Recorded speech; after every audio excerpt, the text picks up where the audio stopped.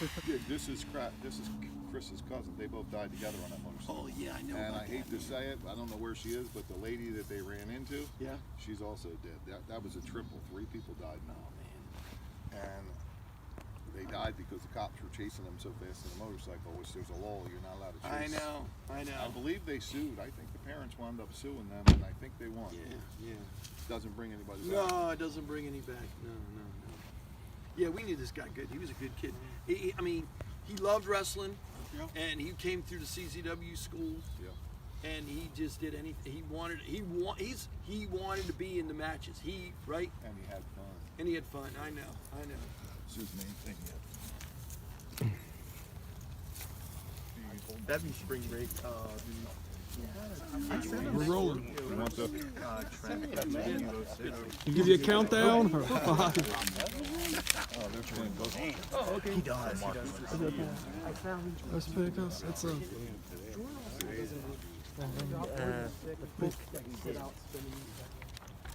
Yes, that's it. They were all in there. They were all the pictures. Cool. Take a look at the on the back. Let me give it to you. Oh, good Isn't job. that your words? Everybody, that's Michael Pancos, Yep. Pancos Productions. Big CZW guy with me for years. Without him, we wouldn't have moved into the much nicer production stuff and web design and all that. That was all him. Yeah. He just brought some pictures of Cash. Ladder. Who's he got there? Is that Sanjay? Oh no, that was, I forget who that kid was. Actually. Was that Ruckus's boy? Might have been Ruckus's boy. Oh, Jody Fleisch. Yeah, there you go. Yeah, he was from England. Hey, how you doing? Nice to meet you. Who's that one? That was Sanjay. I don't see good. Yeah, that looks more like Sanjay. Yeah. They had some good stuff.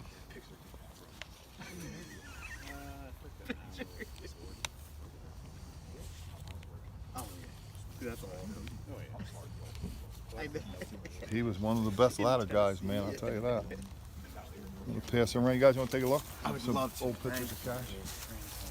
Oh, this is a legendary one. This was on a lot of the Cash Show posters for the outline of it. That's awesome. Did you see the back of the stone? Oh, the back? Actually, this is Cash's cousin. For anybody who don't know, they died together on that motorcycle. These two. Oh, that's you. That was on that video. I don't agree with that.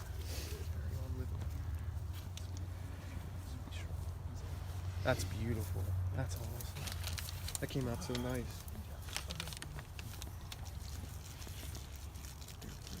Cash liked his Colt 45, and he used to smoke these nasty Black and Mild things. I bought him a pack. I lit it and tasted. I still got the nasty taste. I'm just like that because I don't smoke or drink.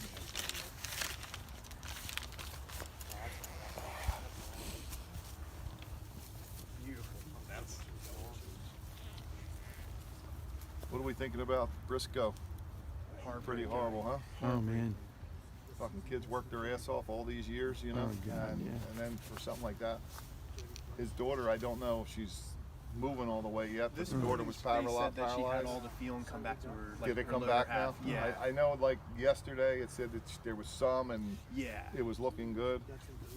She's still in the wheelchair, but all of her feeling came back to her legs. Well, that's good, yeah. thank God. Whoever hit them, they're gone. Yeah. You know, Jay's gone, and the other guy. Did they ever say there was alcohol involved? No, the police said that She the swerved. woman came into the wrong It was a lane. woman that did it. Yeah, she was in young. a truck too, though, right? Didn't it say Yeah, two she trucks? was like 26, 27. She Oh, tried young. getting out like around, and when she did, Jay was coming, and they just head on. Head on. Because they both were going like on site. Yeah, right? immediately. Yeah. I mean, I'm only going by the same stuff you guys probably Yeah. see online, and I don't read everything. Heartbreaking. Apparently, Jay was taking them to cheerleading practice. That was going on. Yeah. The brother's got, what's the brother got? 4 or 5 kids? He's got like a whole, Mark's he's got got like 5. like a whole tribe of kids. Yeah. Yeah. It was funny. Every time you'd go to his show, there'd be a different group. Like somebody would be pregnant, somebody would have a big kid, and the kids would grow. It would be a lot of kids. So you know, it would always be a different combination because it's like 8 kids total. Yeah, the parents and everything. Yeah. Gotcha. I don't know. It's really sad. It's horrible.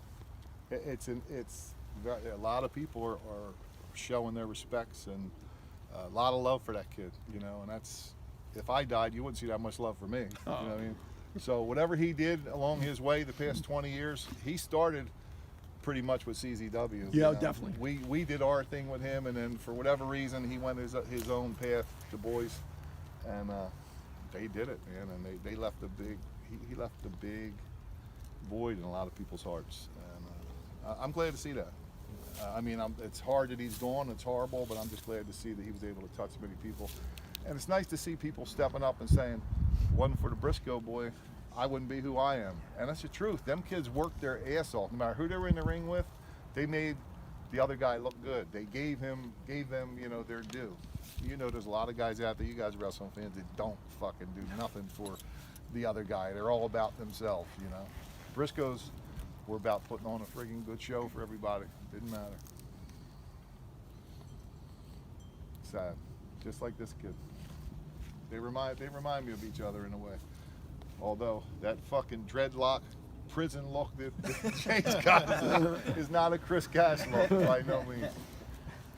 I think I was talking to Mike last night. I was at the arena, the old ECW arena in Philly last night.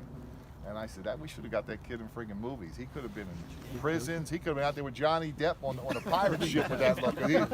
I mean, I don't know. I like it. It's far cry from when they started with us, you know what I mean? With the bald heads and, I mean, Christ, they were 17 and 18 years old. We had to put him under a mask to wrestle in Philly at first. I forget, what did we call him, Mike? Did you remember? Midnight Outlaws, is that what it was? And they were clean cut. They were like short-haired kids. Yeah, I remember that. Yeah. Mom and Dad used to bring them to the shows. They did. They wanted to do hardcore with us, and I said, "You guys don't need to do hardcore. You guys do what you do." No, we want light tubes. They said. Oh, I said, I can't have you guys doing that. They got the mom and dad come have a talk with me and said, no, I want them to. If you think it's okay, you think it's safe enough, then I want them to do it. I'm like, all right, then we're going to do a light tube spot. So mom spoke, and we listened, and we let them do it. But what about in Japan? How did that come that about? was the end of my hurrah over there when they screwed us over there. So they were there when I had to go back over and collect money. They remember they screwed us. They screwed us for money, and I came home, and the next month they were going to be at Corrigan Hall, and I went back to get my money. And I showed up, but I let Briscoes went, right? Who else did I have over there? Was it the giant tennis players there at that point? Was that the Shane brothers too? I don't know. Was that a different time? Yeah, that was earlier. Yeah, Was it? I think so. Yeah. Yeah, it was. So anyway, that was like the end of me doing anything with Japan. So, and I couldn't be there with them when that, you know what I mean, when they went over either. I didn't like that, and I know the mother would have rather that I was there with them. Oh, who was in charge of them then? They were on their own? Well, they were through CZW still at the point, but I just wasn't there with them. You know, Oh, like okay. you know, usually I was over there on every single but they tour. were young. They were like 17 and Yeah. 16. I But could who's be in wrong, charge but of them? They were think- kids. I think that's around the time Steve Carino starts bringing a lot of the American guys over. I could be wrong, but I think that's when Steve Carino starts bringing in like. Well, I sent the Briscoes over. I can't remember who I sent them over with though. I don't remember who they were with. But and then I don't know who got involved. That Pondo took over, worrying about himself instead of worrying about the whole picture. Yep. Next thing you know, we got wrestlers sleeping in the dojo. Oh, no. Not getting paid expense money, getting less paid. They didn't pay a lot anyway, and now they were getting paid less in their paycheck, and that was all Pondo looking out for himself. I get along with Pondo. It is what it is at this point. You know what I mean? But it was not a good move. I mean, for him or anybody, it hurt. It hurt. And then DJ.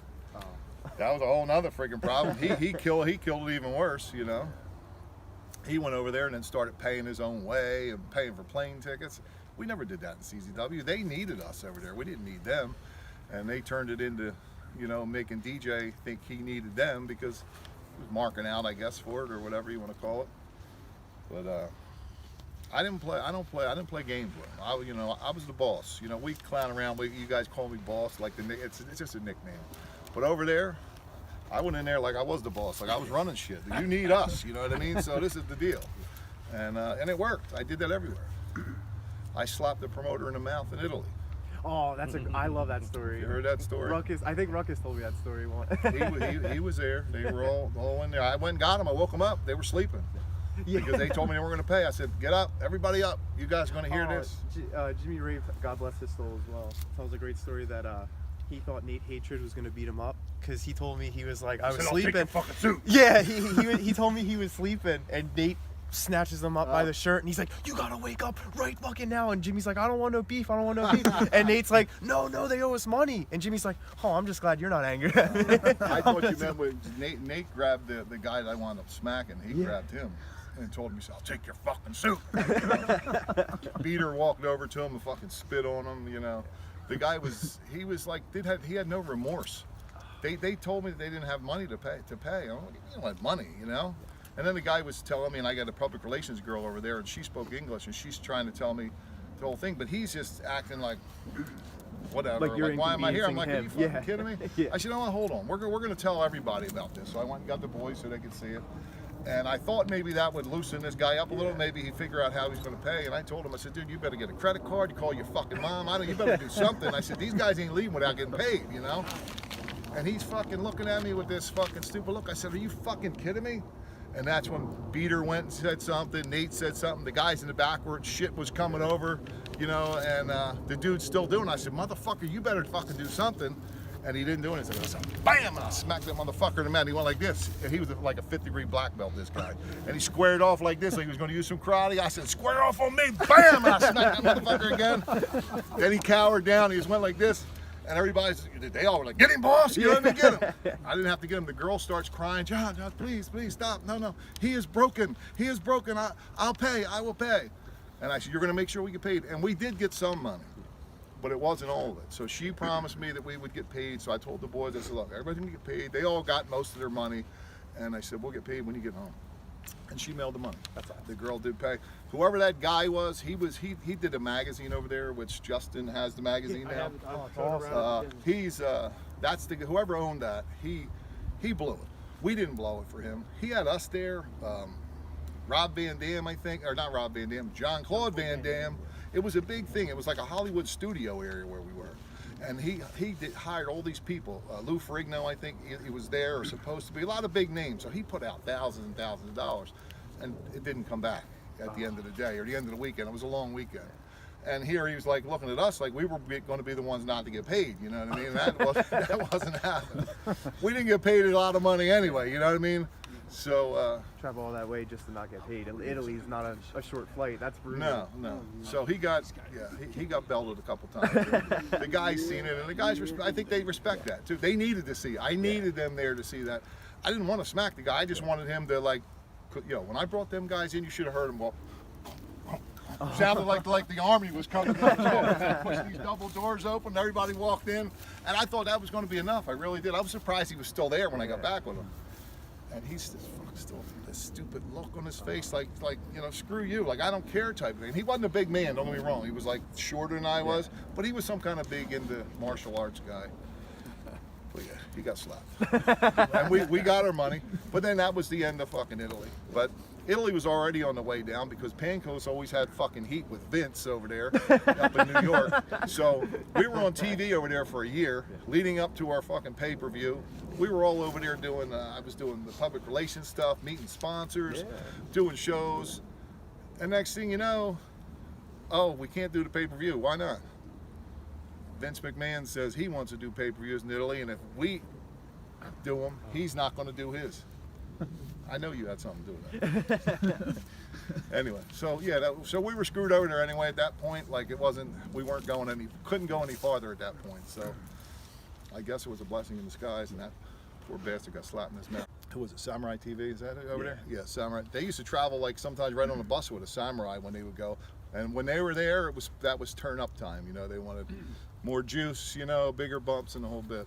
Then other times when they weren't around, they go, if you don't see the cameras, don't worry about it. But we were always still trying to do more because we were, trying to build our name over there. And the Japanese guys, they would get to lay down and take it easy, and fuck CZW guys, they were probably saying, let them kill themselves. You know? Except Kasai, of course.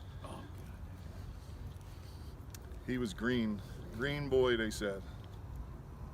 Nikki's passport was messed up. We went to Japan, and we all got 6-month visas, and they only did 3 months on Nikki's. They misstamped his visa. It should have been 6 months.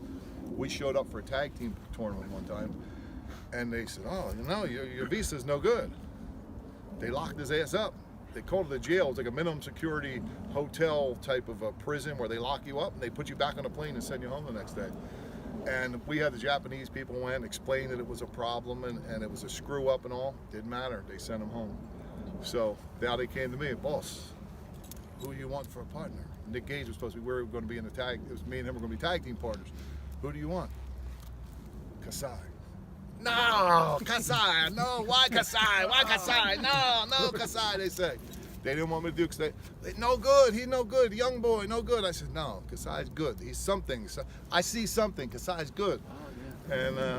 And fucking kid stepped up to the plate and look where he is now, 20 fucking something years later. Was it Freedom, I guess, right? Is that what he is? Yeah. I just wish he had less scars. I feel so bad for him. I feel bad for him. All right, where are we at? What time is it? Because I know we don't want to be here too long. 20 minutes into filming. Huh? 2:23. All right, and we're supposed to be there in like another 20 minutes, 15 minutes, or 15, yeah, 15 close? Minutes, yeah. Michael, can you say a prayer for the Briscoes family, please? Michael goes to church. I don't. I can say, dear Lord, this, that, and the other thing, but I think you could do it better than me. Okay. And hopefully I don't cry. Nobody don't take no pictures of me if I cry. Dear Lord, today we remember a family man, father, a brother, an entertainer, a person that brought a lot of joy to a lot of different people. Obviously going too soon, but called home to you, and we hope and pray, dear Lord, that he's up there with you and you give him eternal rest, and he's joined with you in the peace and joy of the kingdom.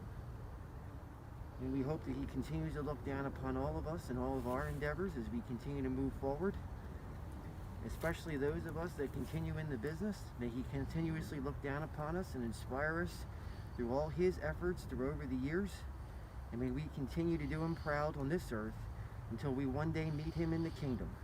Amen. Amen. Amen. Briscoe!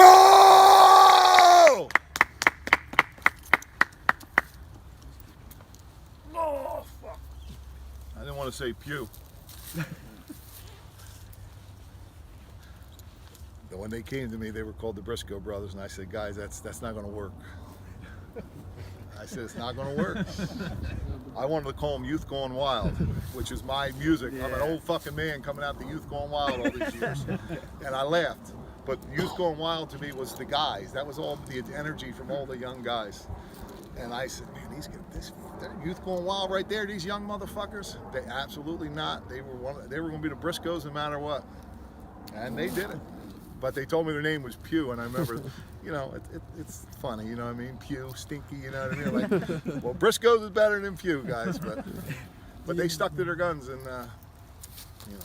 Do you know if they reached out to Jack and Jerry before taking that ring name? I don't know, but I believe it was their father that was a big fan, if I remember right. Their father was a fan of the Briscoe brothers. I think that's where it came from. I don't know if it ever would have worked with Vince, you know what I mean? I don't know how that would have worked. They did dark stuff, right, for him? So I don't know if they would ever put him full blown out there on TV as the Briscoe brothers, not. But it didn't matter. I'll tell you, they stuck with the name, and they still could have been the Briscoe brothers, you know. But the Youth Gone Wild, fucking, you know, blah, blah, blah, but they wouldn't go. They didn't want no parts of it. No parts. Oh shit. Jay has a legendary line where he was offered a contract, both him and Mark, and he looked at like what the yearly rate was, and he said, "I make this landscaping." People think they make a ton of money. Everybody don't make a ton of money. You got to make Vince money. If you ain't making Vince money, you ain't making money. Exactly. So you know that's why the pay-per-view buys and the merchandise. That's where the guys make money. and some of them are more than others. Them poor kids down there at, Next, by the way, that black and yellow ring and the Next, that they use, or that Triple H says that's his baby, right? Yes. That's what his baby. Michael Pancoast came up with Next for CZW. Yeah. I don't know how many years ago, Mike, 15 years ago, maybe, something like that. Yeah. It was Next, the next generation of CZW superstars.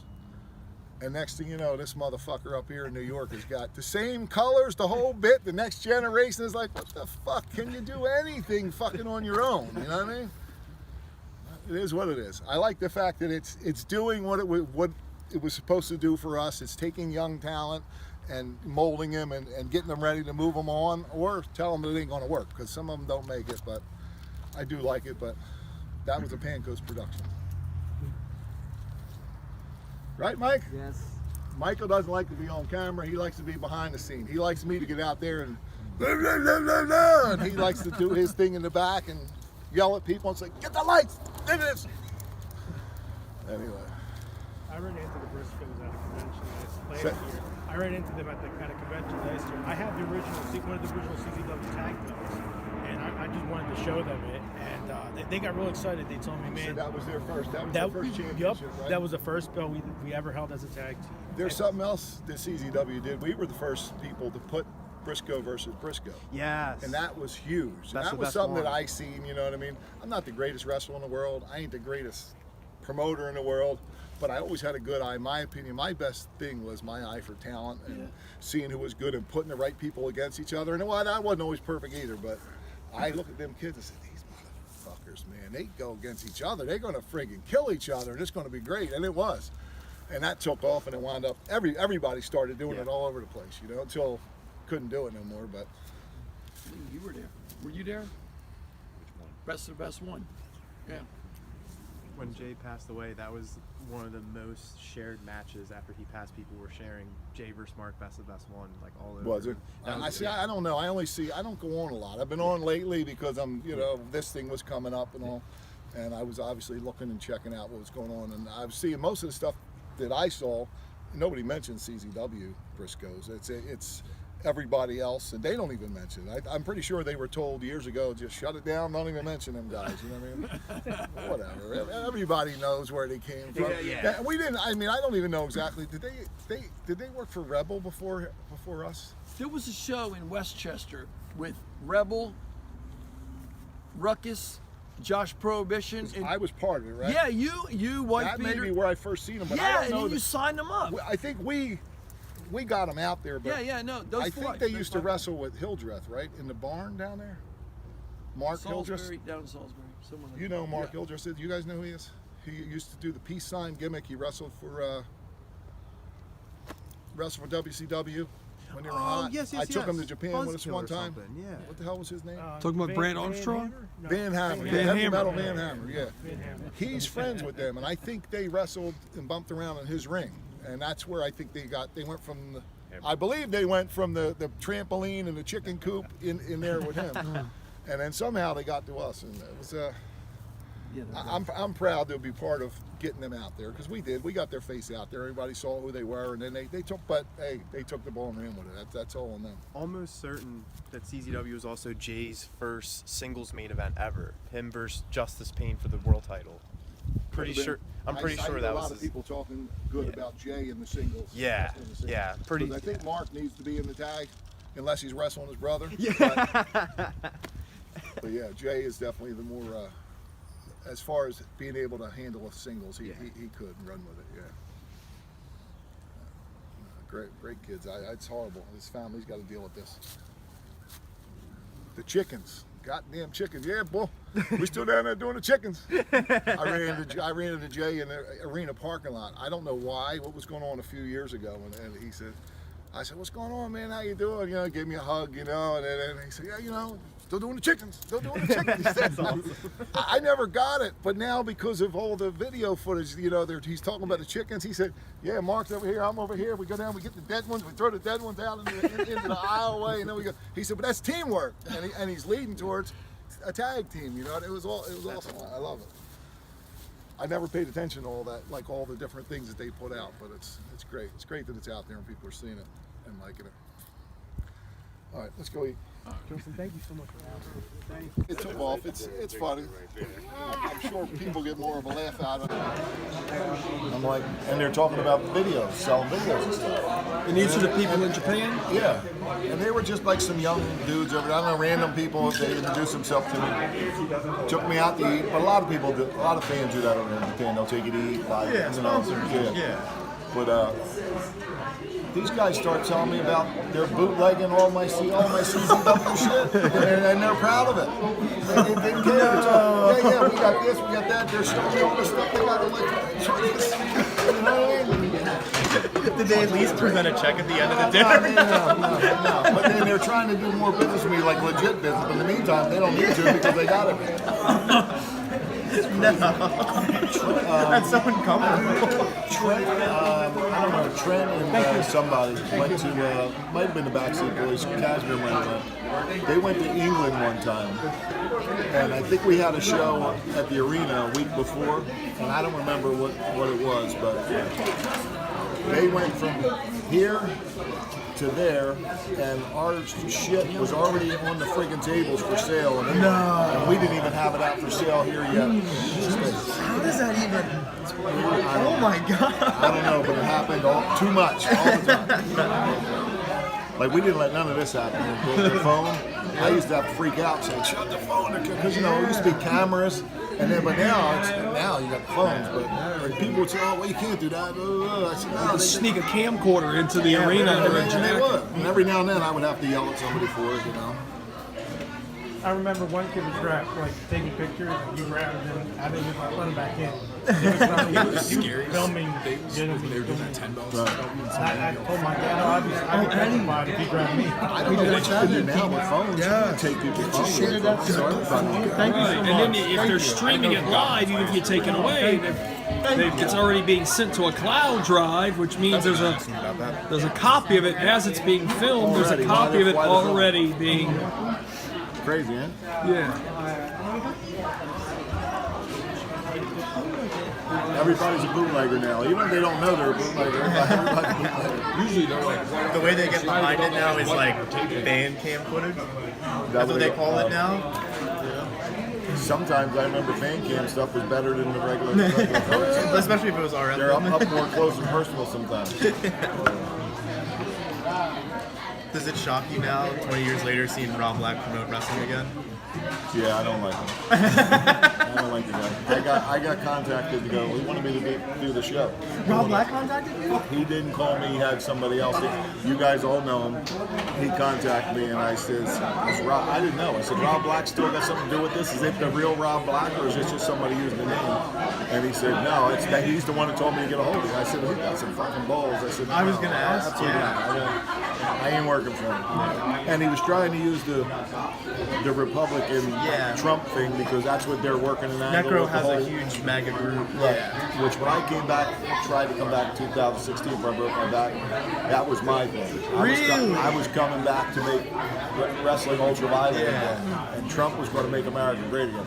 Same friggin' deal at the same time. It was awesome. And then I snapped my back in 3 places, so that was the end of that. That was the end of that. Had you ever had any contact with Rob Black ever? I couldn't imagine in 2002 when there was that blood. Not really, not directly. I didn't, but indirectly, obviously at the arena because he was going. The guys that own the arena, a couple lawyers out of Center City, Leon and Eli, and I used to deal with them because I was trying to get that building before Roger. I was trying to get the whole thing, and then these guys came in with a friggin' wrestling show with the silver, briefcase, $60,000 in there and all this shit. Their way of getting the building, they offered Eli. They said, "We'll give you a $60,000 security deposit." And I said, Eli, it's just a security deposit. It's not like saying here you can have $60,000. It's a security deposit, and then they're just going to pay him a monthly rent for the building. But they blew so much smoke, and they believed us. I'm telling you, these guys are going to be gone. 2 to 3 months, they're going to be gone. And you were exactly right. We jumped through hoops and went and got the porn place over there, the Purple Orchid. we got that going, real shithole, but we had to go out was and there work for one of those shows. just to get where we got was difficult. We had to get the bathrooms working, we had to get exit lighting in. I was at the show, the bathroom overflowed, and the water started coming out of the bathroom. Yeah, remember that? It was like, holy shit, this is. Do you remember where you were when you got the news that the federal government had seized all the operations that Rob Black was getting charged with? No, I don't, but I was glad to hear it though. But he went from doing porn, I was just saying this earlier, he went from being a porn guy, now he's selling pot. He's a pot farmer. So before this, he used the porn money to do wrestling before. Wrestling, he never made money off it. No. Now he's using the pot money to freaking dump them. You don't get billboards and you pay $5,000 or $10,000 a month from your wrestling show. You don't make that much money on the show. So he's making a ton of money off this pot farm, hemp farm, whatever it is. Yeah. And now he's back where he's from, up there in New York, wherever he is in New York. That's because he was in California with the porn. Well, now he's back in New York doing the whole pot farm. Yeah, they just legalized it. They just legalized it in New York. Maybe, and he was probably ahead of the game on it. I don't know. But he's a piece of shit. He not only did he screw us over with the building, and then actually when that happened, then Roger came into the mix, and I wound up getting pushed out altogether, and Roger took over the main building, and now I had to freaking pay Roger rent. So it screwed us big time. But I mean, Roger was okay. I dealt with him, you know. We worked out deals. Like we made money together on the like the movie stuff going on over there. When we did the wrestler movie and the Rocky movie was in there, there was kickbacks to CZW because we were a big part of what was going on there. I like the end of the wrestler movie. Thanks to John. It's got a little thank you to me at the end of the movie. They tried to put me in the promoter part. They wanted the promoter like somebody like from a circus with a cigar. And I'm coming in, I'm bigger than freaking their Mickey Rourke, their freaking big star. And so that my part got cut out. I still got paid, but my part got cut out. It's probably on a deleted scene somewhere. You probably look on YouTube and find it. A bunch of us went up to New York and auditioned and read lines for that movie. Wife Beater went. Maven went. Who was the heavy set kid with the beard?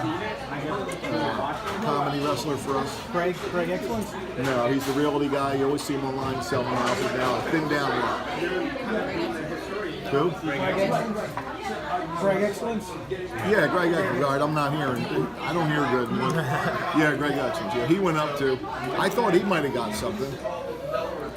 The Mickey Rourke's sidekick was. I read for that part, Mickey Rourke's sidekick. But they were looking for somebody like more to be like a dumb, Adrian, like a Rocky Balboa guy. And I wasn't feeling. I'm reading this thing, and I'm feeling more like I should have been the other guy. And I said to him, I said, I ain't feeling this. I said, can I ad-lib? I said, in wrestling, we do a lot of ad-lib. He said, oh, yeah, you can ad-lib. So I tried ad-lib, but it still didn't work out. They gave that to a bigger guy, wasn't he? The guy that played Mickey Rourke's sidekick in that movie. Did he have a sidekick in the movie? He had the daughter. I'm trying to think and of he had the who. wife. I know who you're There was talking a about bigger too. guy. He wasn't in the whole movie, but he had something to do with him. Like it was like his sidekick. Yeah, I know. Did he have? I'm trying to remember. It might It's like the guy at the beginning of the movie that wrestles. Yeah. Yes. It might not have been a big a part. You know what I mean? I know it opens with Necro taking a bump. God, that was the longest show besides Cage Death 3 I was ever at. Oh, the anniversary? When they filmed that show. Oh yeah. Remember I had to yell out. You had to yell at him. You're like, look, I know you love him, but for the love of God, boom, please. We want to go home. It was late, dude. And they would not boo him for nothing. Every time Necro came out, they cheer him. It's like, Jesus Christ, just boo the man. And Mickey Rourke comes to me and says, hey brother, what do you think? Do the punch spot with Necro? I said, you're going to do the punch spot with him. I said, you better turn your head.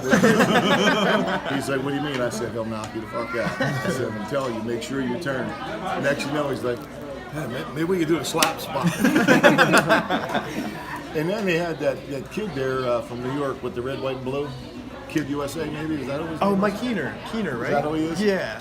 So he's there, and as soon as they sit down, did Mickey Rourke even take a slap? Or he slapped Necro, and then he said, cut, Yeah, and then he had him come in. I'm like, this guy was just talking to me about wanting to do a punch spot, and he ain't even going to do the freaking The same with him going over the rail. Right before he went over the rail, they cut it, put the stunt double in to go over the rail. Right. And I'm like, why does this guy even waste my time with that?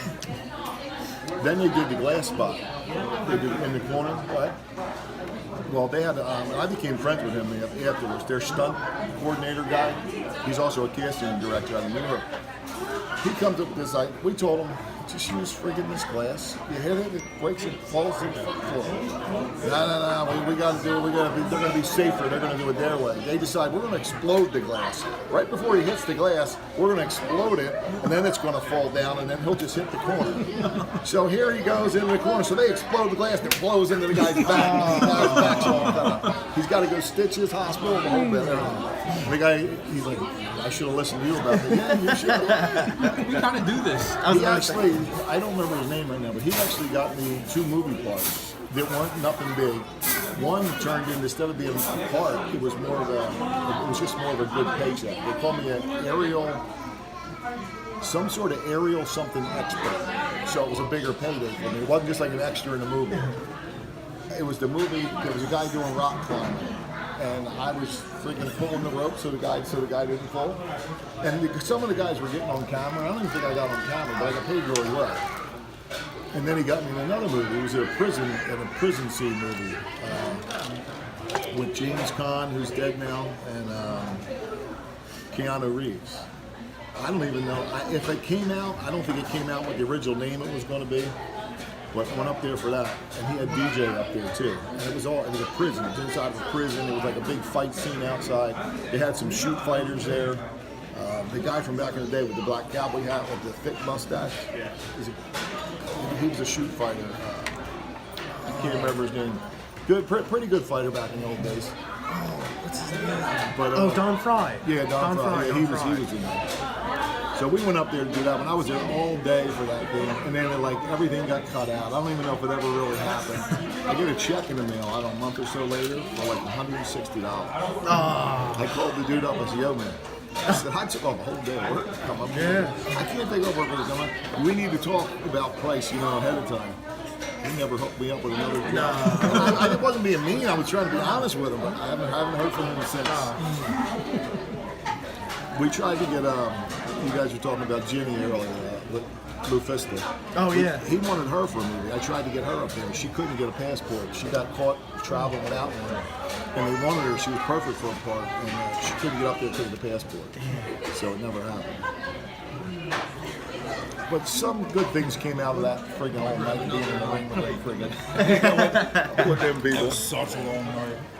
They were not expected to make a good movie there. They did not expect to make that kind of money they made on it or to win that award or nothing.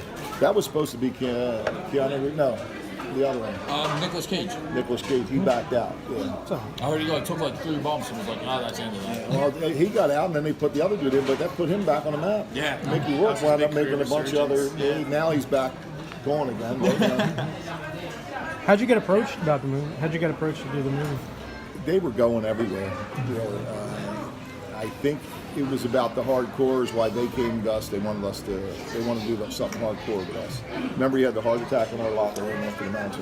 Oh, yeah. So I guess it made sense to do it there. But I think they met Necro at another show because they were somewhere else. Yeah, and they wound up doing him with us because of what we did. Because there was more than just us in the movie. Necro had said that he had met them way before CW. They'd come to a Ring of Honor show. Yeah, another show. Yeah. They were at, what do you call it? They were at Office. They were one of Office shows as well. So they were at different shows. I don't know how it all finally came about to us, but I think him having a heart attack in the locker room, our place seemed to be the right place for something like that to happen. That's what I get out of it. Die at CW. The live is the die. The live is the die. Studied our stuff. He watched before they came to us. Mickey Rourke was studying our stuff. Like his whole demeanor, I think, was supposed to be me, like watching how I walked to the ring and I walked away, just little stuff. And that was supposed to be from watching us. How did they just use you? Ram. He's a mess though. That dude. His girl wound up with what out of the arm. They were there watching one of the shows live before we did the movie, and they were up on the top. And somehow or other, her arm became out of socket. Oh my gosh. Nobody knows how that happened, but it mysterious happened. circumstances. Yeah, it happened. It was. Yeah. That was who's that other girl, Marissa Tomei. Her career also took that off. Remember, she was like dead in the water, and now that movie boosted her up too. They had a hard time with her doing nude. I guess there was a nude spot in there with her. I think she played the stripper in the movie. I don't remember it, but she showed they had a hard time getting her to do that kind of spot. But then, like I said, she wound up getting other movie parts out of it. It relaunched her career. So no, you can't do that either. So you could fight these things. A lot of things happen. Even the athletic commission, when they came up in Jersey with the no extreme wrestling law, and I think I'm the only one that got handed the paperwork that said I would get fined $50,000 if I had another match or whatever. All that. Where the hell am I going with that now? You could have fought it. You told me way back you could have fought it. Yeah, I went to a Senate meeting where they had a hearing, and everybody went up talking. Most of the people were for it, and there was a couple wrestling companies there against it. And then when they were all done, they go, all right, is everybody done? Did we hear from everybody? And I'm like, somebody's like, John, tell them. I go, it ain't even worth it. I said, they don't care. Look at these people. They don't care. They're not even paying attention. So finally, one of the guys heard people telling me to say what you got to say. So he said, sir, do you have something to say? So I said, yeah, I got something to say. I said, but you people don't want to hear it. I said, look, this one's been falling asleep since we got here. I said, this one's over here twirling a pencil like this. I said, you just don't care. You made up the decision before we got in here. So then I went on to tell them, we're magicians. This isn't all night long. It's entertainment, blah, blah, blah. When it was all done, I don't know, maybe there was 10 people around that table, and 2 people sided with me. Well, it was nice, at least I got 2. But then they came up to me afterwards and says, listen, you can beat this. You just got to get a lobbyist. You can beat this. Lobbyists could be $20,000, $50,000. I didn't have the kind of money. You know what I mean? To do that. You can get away with almost anything. People do it all the time. It's all about paying the right money to get people to turn their head. None of that stuff, none of it would have happened if it wasn't for that Fat Frank. Fat Frank is how that all happened. CZW was just the most talked about company. So it looked like it was us. Fat Frank was up there running those hardcore shows next to a church. He was running the shows next to a church, and they were saying, hey, can you like calm it down a little bit, tone it down? And he's like, yeah, screw you. You can't tell me what to do. I'll do whatever I want. So you know, this is what happened. And because we were the most talked about at the time, we were like on the way up and all that, it looked like it was all us, but it was really Fat Frank. And then he helped them along the way. Really, he was one of the ones who used to make calls on us, you know what I mean, and try to get us in trouble. Yep. Because I remember the one year TOD was actually supposed to happen at the arena. That was like the one where it was going to be like Necro versus Jimmy, and you guys were going to put up the hockey glass. And at the last minute, they were like, no, I got to go. Which actually worked out because that, I think, was the highest attended TOD ever. The one with you versus Robbie in the first round. TOD 4. Yeah. It was always tough. It was always an uphill battle from day one. We were always fighting for buildings, keeping buildings, getting thrown out of buildings, or somebody calling up and lying about us. You know. I was with Frank Talon. He was pretty cool with you guys doing that stuff. It was later, not at first. After I became good with him, they even asked me to speak at his funeral when he passed away. I didn't do it, but they did. They asked me to do it. I said, I don't know enough about him. I mean, I can go in and babble about wrestling, but I don't know enough about him. So good. He was a good dude. But in the beginning, it was a pain in the ass.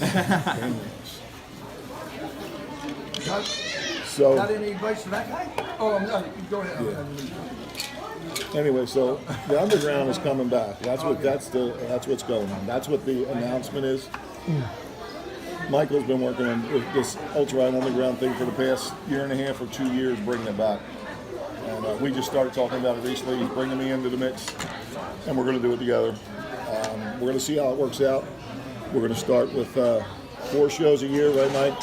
Just the first year is going to be 4, But they're going to be it's going to be more than just a show. It's going to be a more hands-on meet and greet. There's something with the beers with the butcher kind of thing, different kind of, you want to come drink some beers with the butcher, that'll be one. And each show is going to have things like that.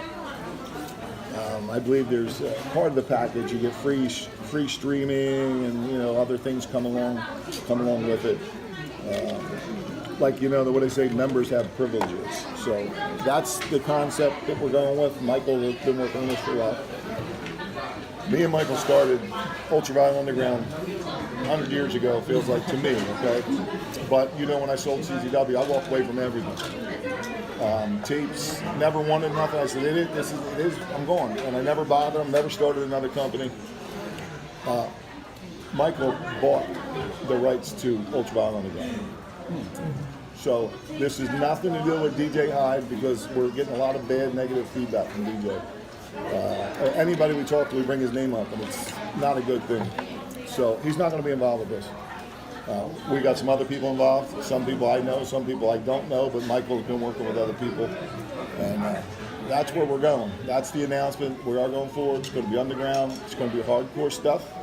There's going to be storylines. It's not going to be violence for the sake of violence, except for when we do a tournament. We are going to see tournaments, and then it is going to be a little violence for the sake of violence. But there will be filler stuff in between that's going to be filmed. You're not going to see everything in a live event. Some of the stuff may be filled after because it's going to wind up on streaming. So it's, you're going to get the best of both worlds there. And that's kind of, I'm excited about it. Michael just got a hold of me. This dinner thing was planned with these two. Thank you. Like, Thank you guys. But long before that happened, it just so happened Michael and me started talking at the same time. You know what? This is a good time to let's just bring this all out here. And now I'm hoping that you guys will like what we're talking about, and you guys take it out there with the internet, because the internet is what makes something work or not work. So we need your help to kind of get the word out on what it is and what we're doing. And ask me what else. I'm probably forgetting something. You sign up. You sign up through him. Do they go to the website to sign up? He would be an ideal gentleman here because he's from Canada. So instead of coming every month to see it, he could come quarterly and see it, or whatever. I can come every month. He flies from Canada. Oh, okay. I got you. Zandig, any chance we'll see you back? One more match? Jimmy Lloyd, he wants it, man. Jimmy Lloyd You know, wants there's a few people that I owe matches to out there. I'm not ready to do a match. You see, I got my crutch with me. I have nerve issues going on still. It gets to the point sometimes my leg goes dead. I'm working on it. I'm taking medication for it, and I'm hoping it's going to go away. But right now, that's here as a safety precaution in case all of a sudden I can't stand up. But I think the best thing for me, to be honest, would be to tag. Okay. In the back of my head. If I'm going to do anything, I probably should do a tag match where I can have an opportunity to get myself out if I have to, just in case if I'm not 100%. But there's some people out there that I owe matches to. Who's the kid with with the sticks? He sticks in people's heads. Masada. I owe Masada a match. I don't know if that's a great thing. I don't know if you care about it, but I owe him a match. I have my reasons. Who's the fucking little one everybody talks about now? The little one with the muscles with the big mouth? Who? Slap. Yeah, that one. He's got a big mouth. I'm not sure if I like him or not, but I don't know if you guys remember, I hung him a couple years ago. Meat hooks with a beer in his hand. Well, hey, I had to do something, right? I said I was bringing back history, right? So we were redoing history. Well, he was in the wrong place at the wrong time. So I probably owe him. I don't know if he even gives a shit because he's so busy running all around. I think he's up there now. But he's the XPW champion now. So he's another one. See me get in the ring with Big Joe, FX Joe. Joe. Oh, Big Joe. He's putting pants on. I ain't wrestling him in his underwear. Kill his gimmick. Not wrestling him in his underwear. I'm not doing it. But anyway, no, I'm teasing about that. But I don't know. He could be. There's no heat. There's no rhyme or reason. But for what we're doing and what I vision is, you're going to know these. Everybody's everywhere doing everything. I want to do what you didn't see before. You know what I mean? If you didn't see me versus LuFisto, then you know what I'm saying. Then we want to. That's what we want to do. If Necro Butcher didn't wrestle the Australian Butcher, then somewhere along we need to have the two butchers go against each other, something like that. Because everything else has been done everywhere, so we're going to try to work hard to do things first. It's not going to be always not going to happen. It's difficult. You guys know that because everybody's everywhere. And I also am looking personally. I'm looking for young guys, hungry guys, local, as many local ones as we can find. Because obviously that's the easier to work with. And if we can get. We'd like to build some talent, just like CZW was. It's a little different now. I don't have the platform of the school, and I don't have TV, so it's a little different. But I think we can still do it by way of other smaller groups around and see who some of this young talent is coming up, and we give them our platform to build them up, just like CZW was. CZW is a huge platform, more so than me being the big famous Zandig icon guy. CZW is a platform for a lot of people. You got on the CZW show, you got on videotape, you got on the internet, you were out there, you were on TV, you were in other countries, there's a lot of pluses to work for CZW. Right now, we don't have all that to offer as, what we are. But with my reputation, I'm hoping for what I've done and been around, I'm hoping that's going to help. And I already know I'm getting contact with people that want to be part of this. So that's a good thing already. And with Panko's production involved, I know what his production values. And I will say this, our production, we're not looking to be Vince McMahon at this point. This is going to be ultra-violent underground. So we're looking at a little less glitz and glamour and a little more pounding, hard hitting violence. So, but Panko's can make anything work when it comes to that. So with my knowledge and connections in the business, hopefully, and not that everybody likes me, there's a lot of people that hate me, but I'm hoping the ones that do will get involved and we'll take this thing to a whole nother level. It may, it's going to take a year to get it together, but we need you guys to get on board, and come out, support, and build it up with us. So that's kind of what our announcement is. It's awesome. Can't wait. Can't wait. I was thinking maybe one more match, but it's oh shit. There will, well, there's got to be a match. You know what I mean? It's got to happen. But I'm not looking to. No, but I thought that was it. You thought that was it? The announcement. It's like holy shit. That was a little. Way more. It was a little more than that. Yeah. A little more than that. Did you see Flair's last match? Flair? Did you see Ric Flair's last match? No, I don't even know who he worked. Obviously, yeah, it was Ric Flair and Andrade, who's like one of the new best wrestlers in the world, versus Jeff Jarrett and Jay Lethal. It happened last summer. Who's Andrade? Was he from WWE? Yeah, he was there. Spanish kid? Yeah, Him and Rey Mysterio have It's a son-in-law. great amazing matches. matches. Yeah, Amazing. I know he is. Yeah, Andrade's really good. He's good. His son-in-law. He's married to Charlotte. Yeah, Andrade's actually married to Flair's daughter. Oh, yeah, no, I didn't know that. But it was no good? Flair, it was Flair. I thought it was just going to be Flair on the apron, coming in for the hot tag at the end, a few chops, figure four, and go home. He did the opposite. He worked the majority of the match, and he got to a point where he tried to go to a top rope for a suplex. I think Jay Lethal cut him off and said, "Nope, can't do that." He didn't take the body split, the press He off didn't the do top. He No collapsed. flip upside down. No upside down flip. No. He collapsed at the end, and then he came at the end. But yeah. I thought he was going to collapse when Jay Lethal was mimicking him outside the ring and he's going woo woo woo and then all that stuff. I thought Flair was going to drop off right there. It didn't need to be 20 plus minutes. Yeah, like I said, it should just been the hot tag at the end, a few chops, and then It was like 20 figure something. four, go home. How old was Flair? 75, 78? It's about Yeah, that, 74. yeah. 74. Yeah. And he's hanging out in bars still. Just He was 74 last year for his final match. So with all the indie rivalries going on, you have fans supporting this product, fans supporting that product. You think at some point we could all get along and just enjoy deathmatch wrestling? I know you had that back. Always. It's yeah, but that makes it what it is. WCW and WWE. Remember years ago how hot that was because of them going back and forth, controversy, and too much saturate is a problem. You know what I mean? So that's a whole different thing. I didn't know. I don't know about the whole indie rivalry. Are they all out trying to outdo each other? Is that what they're doing? Pretty much. What would you guys say? I mean, that makes you work harder. I mean, if you're trying to outdo somebody, you know, as long as everybody plays fair. Nobody ever played fair with us.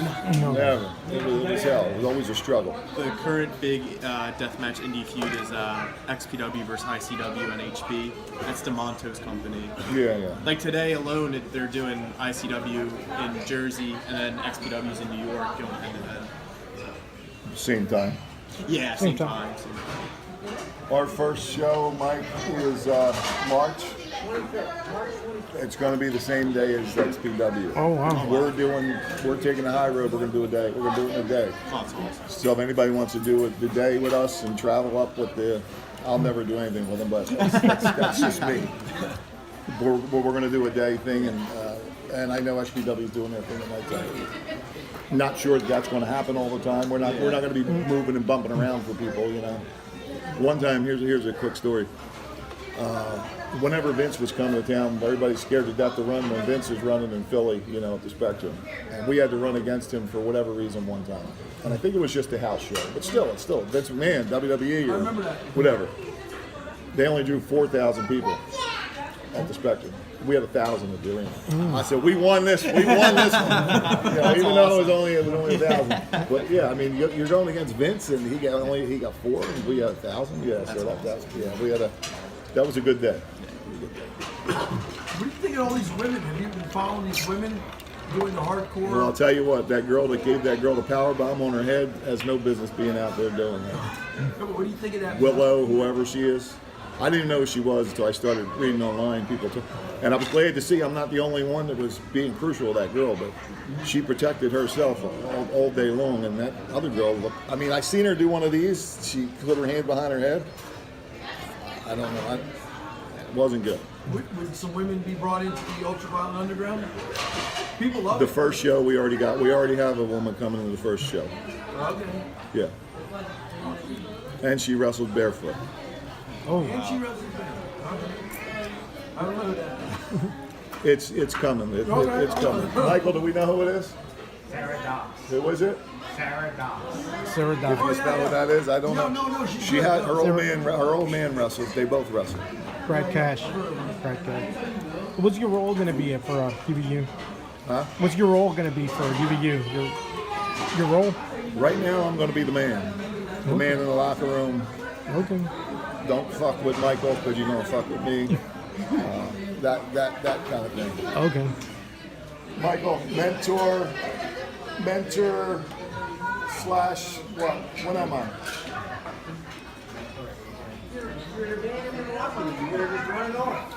But here's what I think. I'm the heavy. You're the boss. I'm the heavy.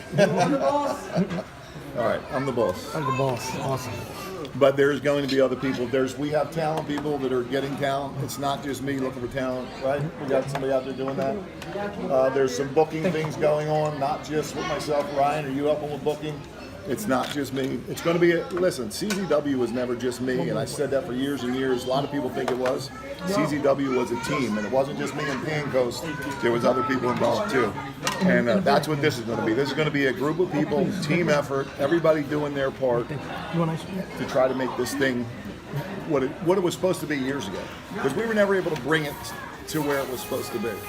So it seems like it's time now.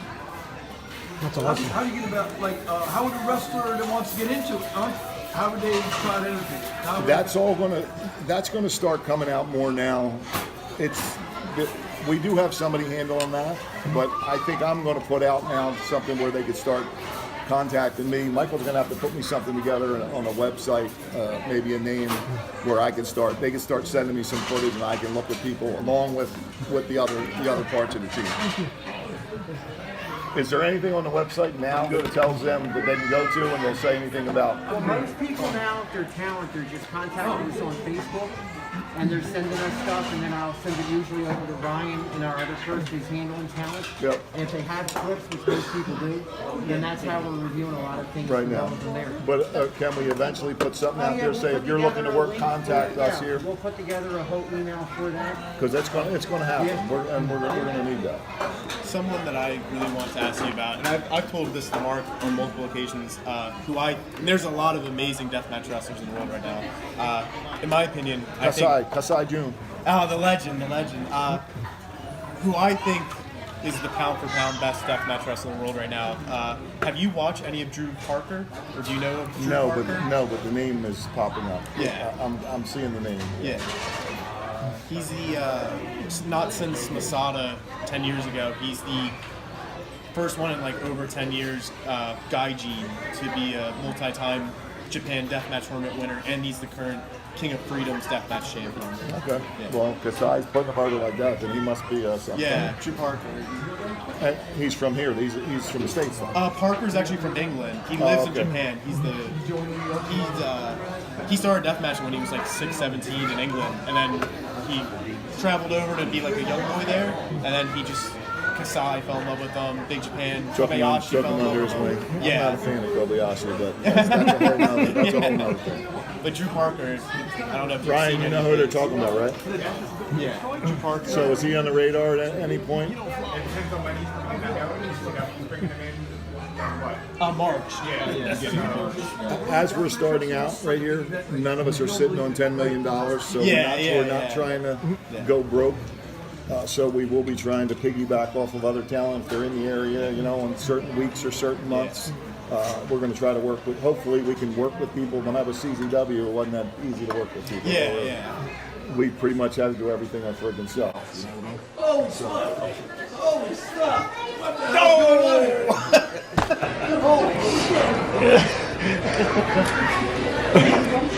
What were we just talking about?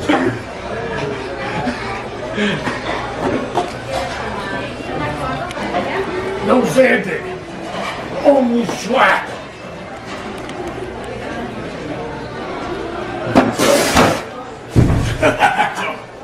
Fuck you, and fuck this dinner. The food here sucks anyway.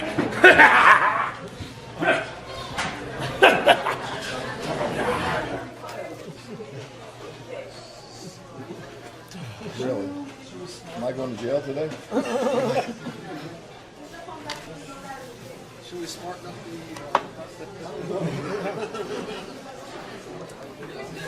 You know what?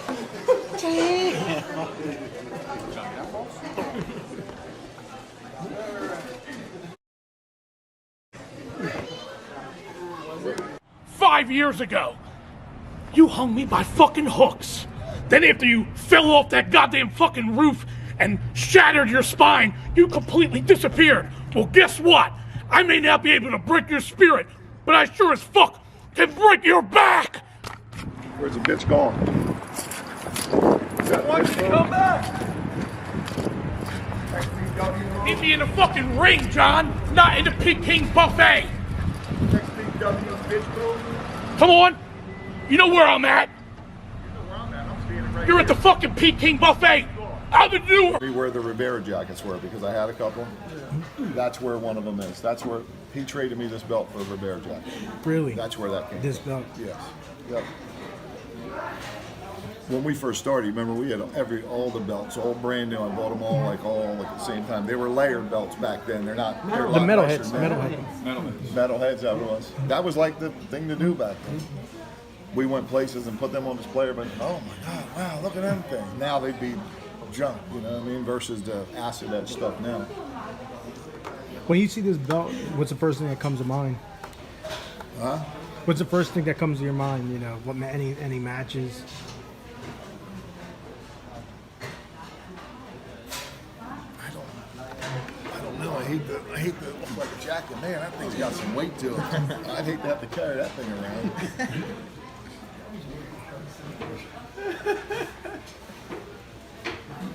So, was this all part of the original Underground, which was Necro and J.C. Bailey? Did I ever have this? Did I carry You were that? the second champion. Did somebody carry it for me? That's something. You strapped it around yourself. Did I? Yeah, because when we did that TOD in Delaware at the amusement park, you came back and you had a chain with like, I forget what they were, some sort of knife or blade or something around your neck, and you had it around your belt. You were in mean business all the way down. Okay, I didn't remember. TOD So who else did we have in there, Michael? Refresh my memory. Well, I at know the end JC of- Bailey. At the end of the first match, you went in there with Chris Cash, and that's when he challenged him after he won the belt. Cash challenged JC Bailey. Yeah. Yep. Okay. You won it at the junkyard in that three-way junkyard match. That junkyard's not working. We were trying to. I just found out today. I didn't get a chance to tell him yet. But there may be another junkyard, something like a junkyard for the ultralight underground. I just got contacted today because I didn't know until last night if we were going forward. So I sent him the message today, and he sent back, John, I'm sorry. He still owns it, but he leased it to somebody else, and they're using it for towing. So they cleaned it up and got everything out of it. But I do know another junkyard. It's called Zapone's, which is a much bigger area that's down there. Used to be friends of my grandparents and my uncle, so I'm going to try to talk to them. And they're kind of a closed down junkyard. They do something there, but it's not like open to the public, so it might work out. And there's some other spots, but the junkyard really is like a fun place because you can do a lot of different things and cars or vans or through the windows or whatever. So. And we got some other stuff in line, but we'll get to that. We ain't just going to dump it all out there because I have nothing to talk about in 2 weeks. That junkyard three-way match you had with JC and Gage. You dumped JC in the mud. Was he like? Let me tell you about the mud. That shit was green and a little toxic. Right? Yeah. Here you go. Before we got in the ring, I said to everybody, I said, yo. Nobody's got to go in that shit. I said, no, we'll act like we're going to win, but we ain't got to go in that shit. I get in the ring, I get in there, I get a hold of Bailey, I pick him up and said, yo, man, you going to take the mud? You going to take the mud? He goes, hey, I got a boss. And right before the match, I said, we ain't going in that mud. Nobody's going in that mud. Oh, man. It was like another time, a flashback, because something like that happened to me and Beater. Somebody did one of those fork boards with the styrofoam, and they put the forks sticking up all over the place in Delaware. And I said to Peter, I said, yo, dude, don't worry about taking that fucking fork board. I said, it's in there. I said, kick that thing out of the way. I said, we ain't bumping on that. Don't worry about it. Don't worry about taking that bump on that. We get in there, get a little bit in. The Beater was big for this. You get in, you love it, we get moving, and go, powerbomb me on the forks. Powerbomb me on the forks. I'm like, God damn it, boy. I said, we said you didn't have to do it. So I remember getting him up for the powerbomb, and I probably shouldn't reveal our magic, but the forks are like this. They were all facing the same way, which was good. They designed, whoever did it that way, because they would have did them like this, all different ways, it would have been a little difficult. So the forks were like this. So I made sure I had that kick this way, and the forks were bent facing that way. So when I powerbombed, I pushed him down and made him lay them flat. Although he did get caught with a couple of them. I did the best I could do. Let me tell you guys something. I'm scared of heights. I never used to be scared of heights. I was a guy who used to jump off of roofs, climb trees.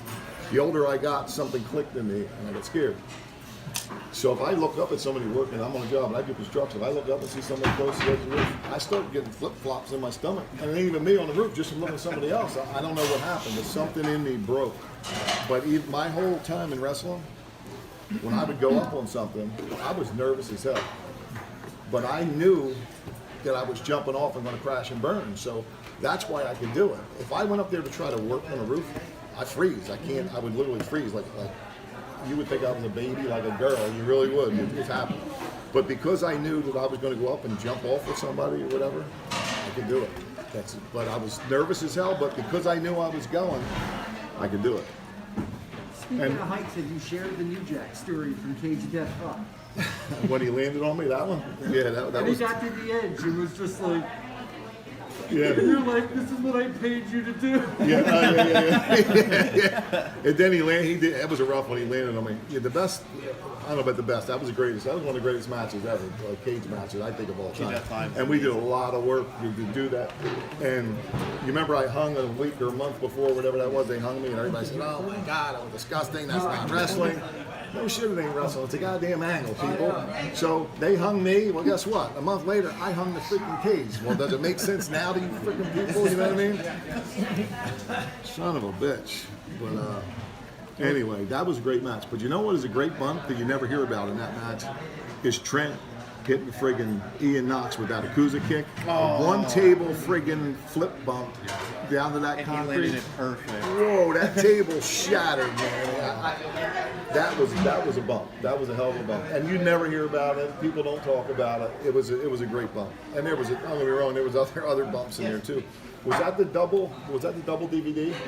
Yes, Lobo. With Cashmere, that was friggin' off the hook bump. We heard more about that one, obviously, but still, I don't even think you hear as much. We don't hear as much as we should about that because that was insane. I think Dewey still walks around. I think Dewey's still in pain after that. That was the 1 million thumbtack ring too, right? We had the second ring on the side, yeah. Me and the kids just watched that recently. I put it on YouTube for them. What's that? What's a million thumbtacks? Them million thumbtacks lasted us about a year. We loaded them back up, put them back in a container, and then we'd go out with handfuls and use them. Yeah, they lasted a while. That was you guys. It was the fans that got all them. It was a thumbtack drive, and we said we want to get a million thumbtacks. I don't know if it was a million, but I bet it was pretty goddamn close. You know? Yeah, whole countdown going. It was awesome. But about that kid with that bump he did with Joker, the tables were on fire. When he burned, but he got a little hot there. That was a bad part. But, Joker says a couple days later he's in bed and he thinks he's peeling skin off, but instead it was the laminate top of the table. It was so hot that when he went through it, the laminate of the table wrapped around him. I believe I went over to put him out. I think I went over and tried to put him out. Nikki got burned up pretty good down in Delaware, and he was going, God, no more 5 spots, John. Right? No more 5 in the back. No more 5 spots. He wasn't crying, but he had that tone. John, no more 5 spots. All right, John, no more 5. I don't want to do no more fire. Nick Gage, right? You don't want to do no more fire. Come on, this dude will do anything, right? But yeah, he got a little hot there. Do you keep in contact with any of the old guys? Not too much? Not really. Every now and then, if something like this was going on, I might, but everybody's, I hate to say it, dude, most of the guys are dead. And then the other guys that aren't dead, that got out early enough, kind of like me, without killing themselves or dying otherwise, they're raising families. Yeah. You know, they don't need to be bothered. White Beater's got his kids, Lobo's got his kids, you know, they're doing their thing. Fans like to see these guys. I know. I've talked to both of them over the years. When I try to do something with GCW, I talked to them and I couldn't get them out to do what I wanted to do. When I needed them to do something, and then they went to Atlantic City when they did some Hall of Fame thing. Yeah. They wanted me to go down there. I worked that day. And then they got a hold of me. I said, nah, I'm all the way up here and I get all the way down there. And then you want me to go all the way down there? I said, I don't know. I said, I'll see. When I get home, let me see what's going on with the kids because I'm a single dad too, so I got to take care of that. And I couldn't go, but I heard a lot of the guys went. Like Beater was down there and other guys. And I heard they were paying the respects to me, which was that was appreciative. But I wish I would have went. I didn't know how, because I heard it turned out good, right? Yeah, really good. I didn't know how good it was going to be, but. Anyway, I did work. See, with me, I don't make a ton of money all the time. I make decent money when I work in my shoot job, so they call it. But if I work a Saturday and Sunday, then I'm making really good money. Yeah. Wrestling is on Saturdays and Sundays most times. So for me to go wrestle somewhere on a Sunday, somebody's got to pay me $2,000. You know what I mean? Because I'm losing. That's double time for me on a Sunday. So I can make $2,000 and just go point fingers sometimes and not have to worry about jumping off the freaking roof. So it's a little. It's hard to take a step back from your normal life and having to pay your bills and feed your kids and do all your stuff, even though it's in your heart and you do it and it's not always about money. Like I told Michael last night, this thing that's going on right here that we're doing, this ain't about money. There ain't a lot of money here. It's not about making a ton of money. It's about doing something that we wanted to do a long time ago the way it should have been done, and hopefully it gets to that point and everybody likes what's going on. And that's only going to do that with people like you and the other fans out there. Delaware Mike, Justin, some of the best fans ever. They're awesome. Yeah. We did shoot interviews. They used to be at my old building, the doors locked in the rain, waiting 3 hours in advance. No, I'm teasing. I'm Delaware exaggerating. Mike's a legend. I'm exaggerating. But Mike was at my first warehouse on Tyler Mill Road. That's where I met him. That sold me. That first show, that first Cage of Death, man, I was like, I gotta be a part of it. I gotta be Justice Payne got electrocuted and screamed like a girl. Yeah. Sound like he got electrocuted, didn't he? Maybe he did. I'm wondering, maybe he did. He sold that shit. We couldn't find, I went with my dad, and Craig Pendergrass told me about, you guys are doing wild stuff. I'm like, I looked, internet was horrible back then. All I had was the address. I kept going back and forth, passing that road, couldn't find it. Finally, We were way down back up the road, remember? finally a policeman told me, I think it's down there. And we went there. That's how we started. Right. Police. I did a show for the police to help them raise money for one of those benefit shows that the police do. I forget what it was. They must have known you because they said, it's down that road, you just got to turn. And I went in there, and it was a different world from what I was used to. And my dad was like, and then after that, I just went to straight through all the champs and stuff like that. It's a good thing. It was worth your time. Oh, yeah. And we appreciate your time, but it was something. It was good. It was a movement. It was and you know, all of us guys, we've all met through basically CZW. Like I met this guy. I met this guy through a guy that used to go to CZW. I met him through. We've all met each other. Like Sean, who do you probably got a lot of contacts from. Oh, absolutely. Yeah, so we wouldn't even be here as friends. If So. it wasn't for me, Degrees of Kevin No, he Bacon over was. here. No, I'm serious. no. I get it. If it wasn't for CCW, I wouldn't have met a lot of people either. I wouldn't have been all over the world doing what I did. Yeah. And you know, I never wanted to go to Japan. I never wanted to go to Italy. I never cared about none of them places. I didn't know what Japanese wrestling was when I went over there. I knew what WWF was. I was black and white. Larry Zbyszko, Dominic DeNucci, Baron Miguel Cicluna, freaking guys like that. Bobo Brazil, remember that? That name back then. SD Jones, Special Delivery Jones. Johnny Rise. I never paid attention to all that other stuff. I just happened to fall into the CZW style that we did. You know, that wasn't a wrestling style. I mean, that was me hanging out in the bars when I was younger. You know, out fighting, fist fighting in the bars, and I did some other kind of fighting that I got made money on, and it all just kind of went along with the thing. Me and Justin, we did these shoot interviews. We interviewed these guys. We interviewed people. We interviewed Big Joe, and the guy. Have you ever heard of a guy named Alexei Nabiev from Russia? No, He was outrageous. He would fit in good. No, the Joe guy's all over the place. I definitely see Well, him. they all talk about you, and they have like they were getting tapes in Russia in the 15 years ago. Joe was a tape trader, sending stuff overseas. And all that. They all knew about it, even in Germany. So these guys are following CZW. Nightline. Huh? Nightline. That was the big break. Most people probably don't know that. I don't know if you know that. Nightline was our big break. Nightline came to CZW Wrestling School. They were in the neighborhood doing something else, and they wanted to film something for Nightline, which is an international news channel or whatever. We didn't have a show to do. I was doing a benefit to raise money for Mike Gove, was somebody I knew from back when I used to be in four-wheeling with trucks and all. He was a wrestling fan, and he passed away young, very young. And he had a young family and a wife, and they didn't make money. So we did a little barbecue and to raise some money for him. And Nightline came and filmed that friggin'. It wasn't even like a real show. It was just us close people and doing our thing. But that went out everywhere. That's how the Japanese films. That's how. Who was ADV Films? We were involved with a company called ADV Films. They were the initial people who paid for us to go to Japan. And they found us after the Nightline thing. And then Bill Apter picked up, when he got with WOW Magazine, started talking a little bit about CZW.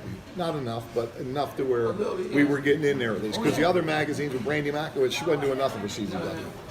But Bill Apter would get us in WOW, so then that helped a little bit. But that stupid Nightline thing for a barbecue, it was literally a barbecue and to raise a couple dollars for somebody who passed away. And it was really not even a wrestling thing. It was a friend, a personal friend. I was just doing it as a favor. But that's how we got really noticed all over the place. It took, right? It took.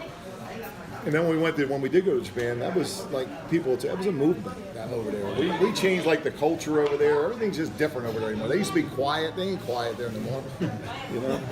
You know, the golf claps. Oh, yeah. The guys in the front row. I got a question for you. Your time in Japan, in Italy. Oh, yeah. Oh, they put the ladies with me. I don't know if his girl ever saw it or not. They put me on a Harley. I drove to the ring on a Harley. But Yes, that was in the backyard wrestling game. was it? Yeah. I don't want to. I rolled into. I even hit the table when I rolled out. I guess I hit the brakes right now. Boom, I hit the table. This was a big. This was going to be the end of CZW in Italy. This match is that Messiah? Yeah. I can't see good. We did a match. It wasn't brutal, but there was a ladder involved, thumbtacks, maybe trash can. Like, is there a trash can there? Yeah. Yeah. Anyway, when we got done that match, we went in the back. It was like Frank Talent came with Greg Serb in the back. We're shutting it down, and we're done. They want the show shut down, get everybody out of the building. It was crazy. And I had to run out to the ring and talk about exposing the business. And back then, it wasn't as exposed as it is now. I went out there, I had to get, and they're Italian, they still don't speak English, so now I'm trying to tell these people what's going on. So I had to get an interpreter come in, and I'm telling him, I'm going, look, it's just entertainment, I'm not hurt, look. So now I hit the ropes, I take a bump, boom, I get up, I get back up. I say, look, see, I'm fine, I hit the rope, boom, boom, boom, I do another bump, boom, boom. I said, I'm good, it's okay, I'm fine, nobody's hurt. Because they were saying people were crying, there was people getting sick, they couldn't believe what we were doing. So I basically went out and exposed the business and just told them all, look, it's not what you think it is, it's just entertainment, we're not hurt, we're all good. They let us finish the show. There we go. They let us finish. They didn't want me to go out. I just ran out and did it, and it worked. That little guy Velvet is probably in there, but I don't know where he is. The little guy that you beat up? Yeah, it's probably that's his magazine. Are they? Do you know if they're even still in business? Those people? I think that was the end after the whole thing because whenever he was claiming he was broke and everything. Yeah, he probably I think was. that whole thing he did bankrupted. I haven't heard from the public relations girl since she paid. She sent the check and everything, but I haven't talked to her since. Happens in Italy, stays in Italy, huh? Well, this public relations girl had a thing for the boss. We're out to dinner with her boyfriend, which we didn't know. He worked for that company. They both worked for this guy. And he was feeling suspicious of his wife, I guess. So I could see he was being suspicious, right? And I'm watching him, and while he's watching everywhere she's going, watching what's going on, I said, oh shit, flower. I said, come here, flower. There's a flower girl selling flowers in the bar like they do. So she comes over, gets it. I said, go give them to that blonde and tell them it's from Trent. So he went over and gave her the flowers from Trent. My man was all on Trent. That's funny. Oh man. There was a blackout over there. I was in the hotel, and the guy that spoke, he didn't speak English. I get a knock on my door. It's still dark. Woke me up. I go, wow, I open the door. He hands me a freaking candle, and he says, blackout. And he walks away. I'm looking at the candle, I'm looking around, I'm probably in my underwear at this point. I'm like, fucking blackout, what are you talking about? I'm like, what are you talking about? He don't speak no English, but down and said, everybody's using the F word. He's F this, hands are going up in the air, just walking down the hall. Finally, the girl came to my room, the blonde, and she said, yeah, there was a blackout over there. Their electric comes from France, I guess, through tubes, some kind of glass tubes that come across the country, and something exploded, so there's no electric. I got stuck in Italy for a whole nother day. It shut down the airports, and then the next day when we go, they were giving me a hard time about I didn't get on the plane. I said, how could I get on a plane? I couldn't get here. It wasn't even open. And, but yeah, I think they made them pay enough, changed the price of the ticket and everything. Blackout though. I kept that candle for a long time. I brought that home. I brought that blackout candle home. I had that for a long time. Blackout. The breaker tripped. When Justice Payne left and went to XPW, it was for money. Yeah, but when he came back, what happened to bring him back? He never wanted to leave. It was all about buying a house. He was buying a house. He should have came to me, but he didn't, because I would have helped him to even get more money from Rob Black. And what really sucks is that I hooked him up with his mortgage guy, which I knew for years. He went to the mortgage guy, goes to buy the place, and then when they went to buy it, he didn't have enough money. He needed $5,000 more. He was going to lose the house if he didn't come up with another $5,000. And instead of him coming to me and saying, hey, I got this idea, I'm going to tell Rob Black I'm going to come work for him exclusively, if he gives me like a upfront $5,000 to jump boat. He didn't. He went and did it without telling me. And then later he came and he told me what he did. And I wish he would have, because we could have made that whole thing work and could have worked it for us. It could have been a good thing for us. And he would have got his money. But then eventually he realized that it wasn't, it wasn't good for him. He didn't want to be there or whatever. So he finally came clean on it and everything. But I was never happy with him after that. Chris was never a very liked person in the locker room.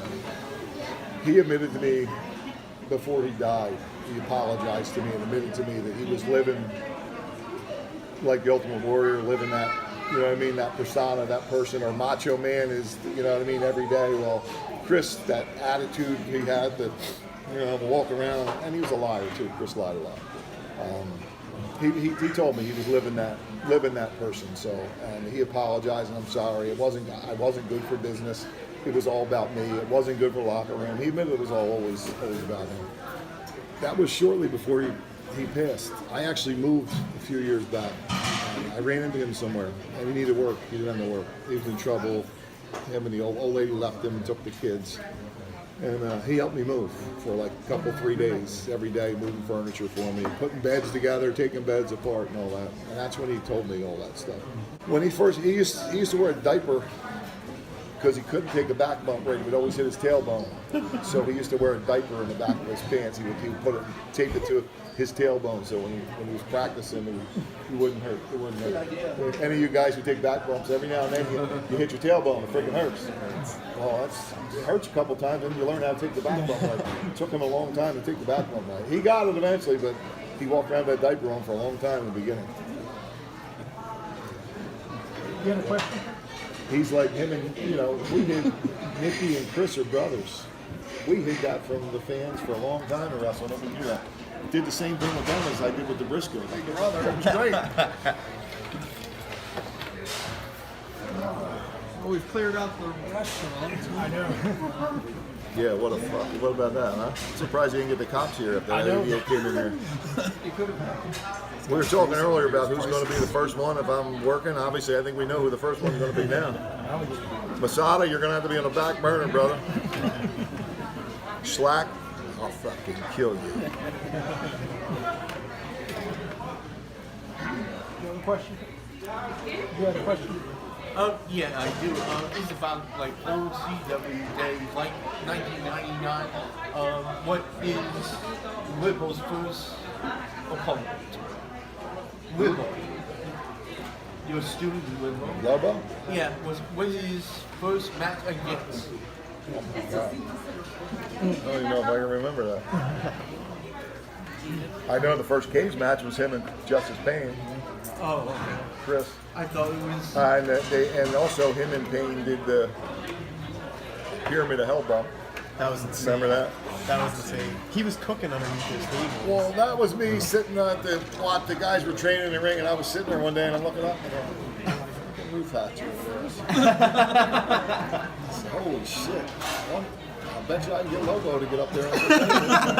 And I'm like, fucking Chris. Remember Chris was a little skinny thing? I said, Chris will fit right through that freaking roof hatch. So we got them together and I told them what I wanted to do. What do you think? Can you guys? I never made anybody do any kind of bump. Never made them, but I suggested a lot. And then I asked them, would you do it? Would you want to do it? And they said, yeah. You said he was cooking on top of the tables, right? There's more to the story too. But anyway, so Chris is on the roof. We get Lobo up on top of there. We got the EMTs, doctors, all the people are out there. And we knew we were going to light them things on fire. But we also knew he was going to jump down, land on it, and put the fire out. It would be good. We didn't realize that fire burning under him, and he's laying on top there was cooking him. Like he was burning, and he was like, "Oh my God, it was so hot! It was so hot!" But here's the worst part: he was supposed to be dead when he hit the floor. He was supposed to be pronounced dead, so he wasn't breathing. And our doctors are there, and the freaking EMTs are there, and they're trying to bring him back. They can't bring him back. Joe's laying there, and he's just waiting, and he's doing the whole thing, and all of a sudden he looks up. And here comes somebody with the mouth-to-mouth. Oh no! It's not the girl, it's the guy. The guy nurse started giving him mouth-to-mouth. And he's in the middle, he can't do nothing. Everybody's watching. That's awesome. Yeah, it was good. He's got the awesome Is that a Zandig Japan figure? exclusive figure. That's awesome. Yeah, I got a lot of That's awesome. What do you got? I think these people don't want to see that anymore. You got the white shirt one or no? Yeah, I got. The white shirt one is the harder one to find, the least amount they made? Yeah, And I got you got Kasai? Yeah. Walt Me and Kasai? I got both of them. Okay. And I ordered your figure like a week ago. I had Kasai's from years ago. It's a great figure. I don't have any. Michael's got 2. Oh, legend, Mike the man. I got 6.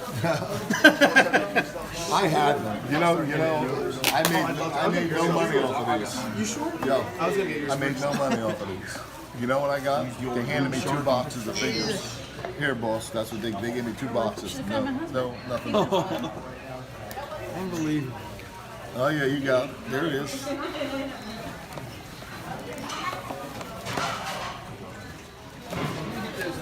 I used to have all of them, but giving them away to people or my kids. Oh, that's awesome. Wow. That's I have no idea what this is. Did somebody make this for you? Yeah. Is that Janella? Yeah. Oh, She's there's- AEW girl. She's There's getting the little girl, yeah, that smacked her on her hiney in the ring. Who's that? That's Penelope. Okay. That's awesome. What do you got here? Rubber chicken? Oh, Kevin Hogan. Yeah. Hogan. I was going to wear his shirt today. I have the Muffin Club, right? Yep. That rubber chicken was from back in the Mondo days. That wasn't from GCW days, right? Yes, If yes. I remember right. He's been hit with it multiple times. Don't worry about it. It hurts. Did she put a little weight on? Now, if I see her, I haven't actually seen her. I haven't seen her in a while. Last time I seen her, I had a double take. I wasn't sure it was her. Where do you find these I'll tell you what, she loved that match. She was so happy to be in it, and after what she did, she just loved it. That match put her in Janelle on that match. Where do you find these GCW Well, he figures? asked Is there a me what I, retail store that He carries said, them? well, if I do this match for you, That's will homemade. it make me as famous as Oh, you? I made that for him. Oh, and it did. Oh, and it did. I said, He got him well, everywhere I after. said, well, if it wasn't for Mondo, it being in CZW and going on with that, people wouldn't still be talking about that. Oh, that's awesome. Not There it knocking is. him, he did a lot of crazy Yeah. stuff, but I think he forgets sometimes. Where do you want me to hit this, bro? That looks beautiful. Oh, look at that. Yeah, that's an out spot right there.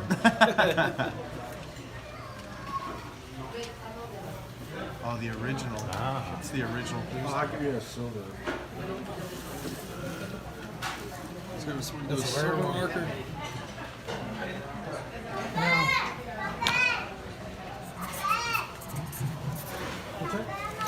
I think we're good.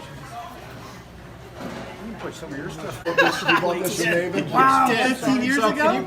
That's amazing. That's the hair he got shaved in 65. That's amazing. Does anybody remember what TOD? I'm almost certain it's 5. Just so people can sign stuff. You put that in there, so it must be. That's So amazing. what do you want me to write? Just put Zandig and then No, we're not TOD. charging. TOD 5? Where at? TOD 5 here and then Zandig down here? Yeah. No, we're not charging extra to sign belts. That's awesome. He called me about that. Yeah. And asked me if it was okay for him to sell my hair. You want it back? I still had my hair. That's amazing. I have your DNA now. Where's my son? Right there.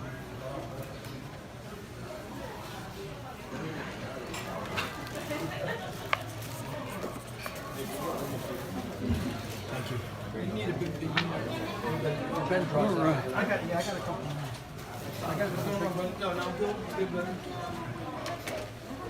Oh, that looks awesome. That's awesome.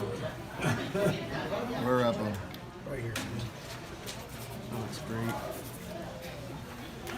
Thank you.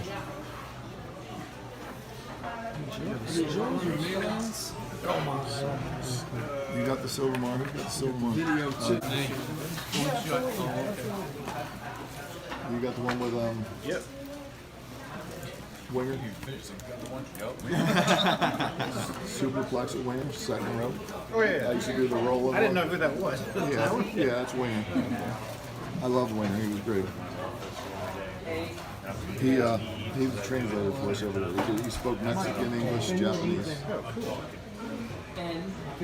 Rick Blade sat on his head with a leg drop, springboard leg drop, crushed his freaking face. That was horrible. He was never Sammy. It was actually a triple man.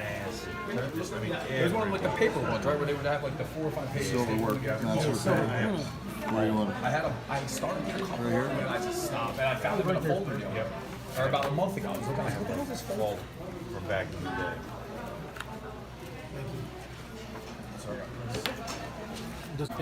There's little pain before you got on the juice. That's electrocuted just made. Out behind the ECW arena. Forever. Long time. You made these guys. Almost every one. Or GCW. I started getting a bit harder. I wasn't driving. You got a fan here. Look at you. We get a picture. You can get a. You can get a picture with it after. Don't worry. Afterwards. We can get this nice 8x2 and we can go home on the wall. Lee, you wanted a picture, right? You want a picture? Just these pictures. Every Delaware show, except the one with Gage and Pondo. That's the only show. My brother was far from wrestling. My brother used to help set up the ring and stuff. Abdul the Butcher ain't rolling around over there in a wheelchair, is he? No, he's still on He was recently around in the United States. He did a signing, I think, with for Eric ICW. Sims. Eric Sims is still around? Eric Sims is now doing 6:30 a.m. Saturday live Facebook autograph sales. And he gets a crowd of people to wake up at 6:30 a.m. Does he really?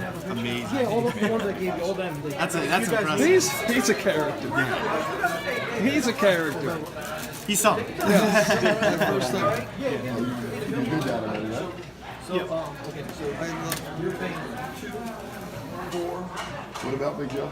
I told him I'd get him when he wanted to be. Big Joe? Yeah. Well, I don't know, but whatever. Big FX Joe? Yeah, what's so funny? Big Joe?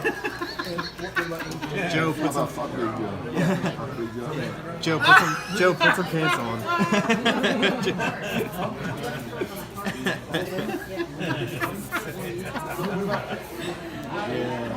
Can you make this one 2 million? Somewhere around here. Thank you. You sign it in a little square where it's actually this little something like right here. Mike, should we send Luke something? Mask.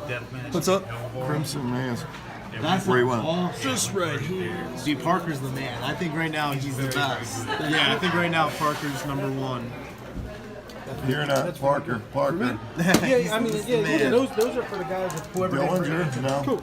Oh, Eric Dillinger? Dillinger, he's good. He's really good. He's a Wisconsin guy. Dysfunction. Yeah, there we go. Thank you. No, it's his choice. He's dominant. Yeah, he's dominant.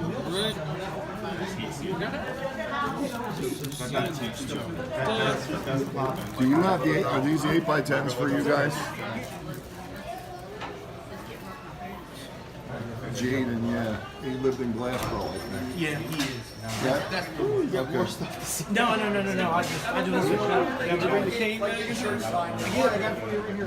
Well, if you're not wearing it, Yeah, he likes it. Oh, that's a good deal. Talking about. That's the shirt. Wow, this is a really good shape. I bought 2 of them, so that one didn't fit, so I just cut it up and put it on my he's wall. got the only one that came to me. And obviously, Die Hard must have sold. Give us some Die Hard? Dustin Lee? I don't remember who it is. Die Hard made these, right? Yeah, it's got his logo in the corner. Well, he made them supposedly for me. He contacted me, said, can I make them? Yeah, no problem. Then I'll work something out with it. When I tried to come back a few years back, in 2016, I was doing the, make Ultra Bomb again. So the shirt was great. And I said, all right, I'm going to need about 100 of them. He said, all right, $30 a piece. I said, you fucking kidding me? Dude, it's my own thing on there, dude. $30 a piece. I said, after you, I didn't buy one. Where are we going? And what do you want to? Put whatever you want on it. Cane shit. I'm so tired of hearing about Cane. He's been driving me crazy about this Cane art.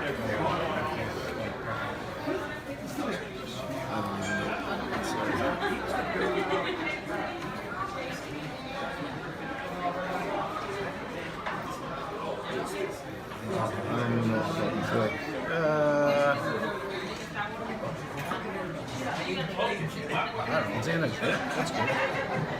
You want to put CZ fucking W? I'm gonna put back. Yeah, that's yeah. Because that's what it was supposed to be. It was supposed to be back, and then I broke my back, and it fucking fucked up. And then he tried to charge me $30 for a shirt anyway. Those are if anyone of the guys want them.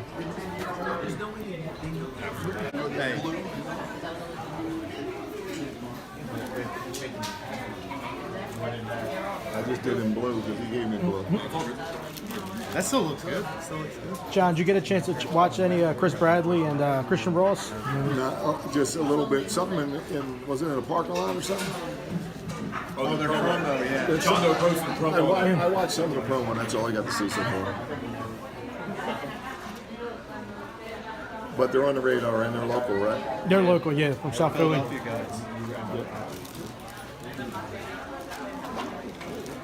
We definitely got to figure out how we're going to get Big Joe into this mix.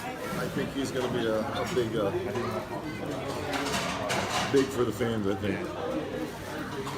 And after I whoop the shit out of fucking Slack, maybe I have to whoop the shit out of him too. You heard that, Joe? Hopefully Jimmy Lloyd does, hopefully. He's been begging for you. Lloyd wants to wrestle you really bad.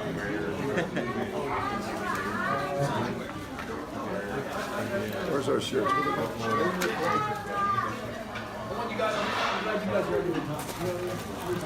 Oh, thank you. Thank you. I got your shirts right here if you need. Which ones do you have? Oh, wow, Jeff. Go to the show again.